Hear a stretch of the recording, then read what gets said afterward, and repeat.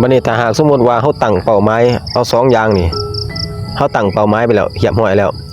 บัดนี้แต่ว่าเฮาก็เฮ็ดเต็มที่แล้วแต่ว่ามันบ่ประสบความสำเร็จนี่เฮาควรจะเฮ็ดจังไดต่อไปเฮาก็หันมาอันใหม่หันมาเฮ็ดอันใหม่ตัวอย่างอาจสิสมมุติเนาะตัวอย่างบางคนนี่พ่อแม่เฮ็ดหน้าเนาะ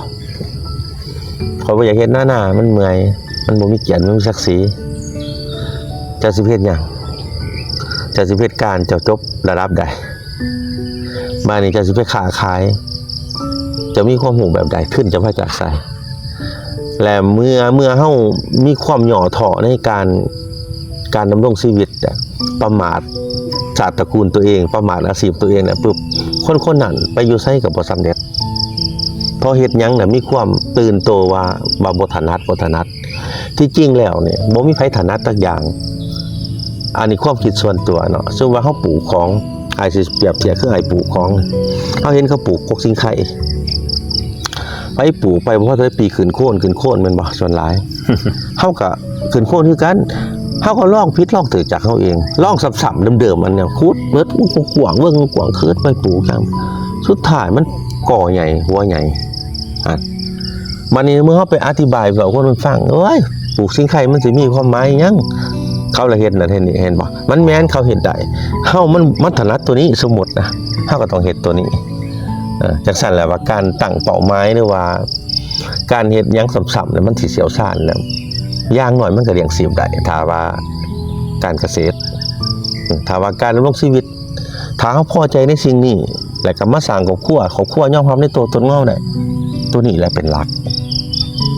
บ่แม่นว่าประสบความสำเร็จเป็นเฮ็ดนั่นเฮ็ดนี่ไปสู่บ่เฮ็ดอันใดก็ได้แต่ว่าเฮาบ่ถนัดแล้วเฮาจะบ่เป็นธรรมชาติในการใช้ชีวิต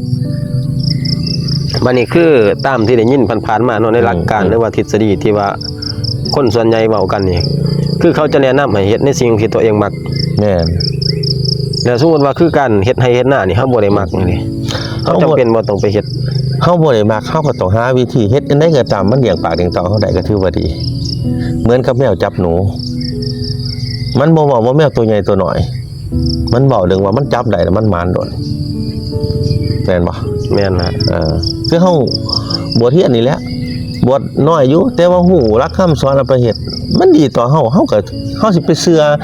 เงินกองตัวผู้กับเงินพันกีบอยู่ต่อหน้าบ่เอาตัวผู้เฮาเอาบ่ได้ตัวนี้เฮาเอาได้ความหมายนะเฮาต้องเห็นคุณค่าตัวมันได้ประโยชน์นี่ก่อนถึงแม้ว่าเฮาสิตั้งเป้าหมายไว้สูงเท่าใดก็ตามสูงก็ได้ตัวเฉพาะหน้านี่แม่นคันเฮาไปได้ก็ดีคันเฮาไปบ่ได้ก็เอาตัวนี้ก่อนเหมือนกับคำเว้าเฮานี่เฮาเว้าหลายมันบ่ถูกใจคนทุกอย่างเปรียบเปลี่ยนคือหมักใหม่บ่หิวนี่เอาเข้าตู้เย็นไว้มันหิวแล้วอีหยังก็แซ่บเบิด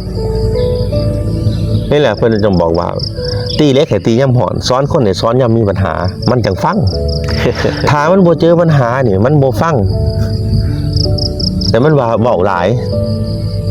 นี่เว้าเพื่อไผก็เว้าเพื่อผู้มาหาให้เก่าฟังเห็นบ่จังซั่นแหละหลักสูตรหรือว่าหลักการมันบ่ตายตัวมันจะพลิกเฮาคิดว่ามันแหลดฝนมันยังตกก็คือว่าฝนจะตกมันยังแหลดนะมันเชื่อยังบ่แน่นอนคันเว้าถึงศีลหนึ่งธรรมมันบ่มีหยังเที่ยงแท้คันมันบ่เที่ยงแท้มันก็ต้องเปลี่ยนแปลงคันมันเปลี่ยนแปลงเฮาฮู้ว่ามันบ่เที่ยงแท้แล้วเฮาสิไปซีเรียสอีหยังกับมันอันใดที่มันยับยืนได้จับได้บายได้เฮ็ดไปก่อนบ่รอมื้อนั้นมื้อนี้เฮ็ดไปก่อน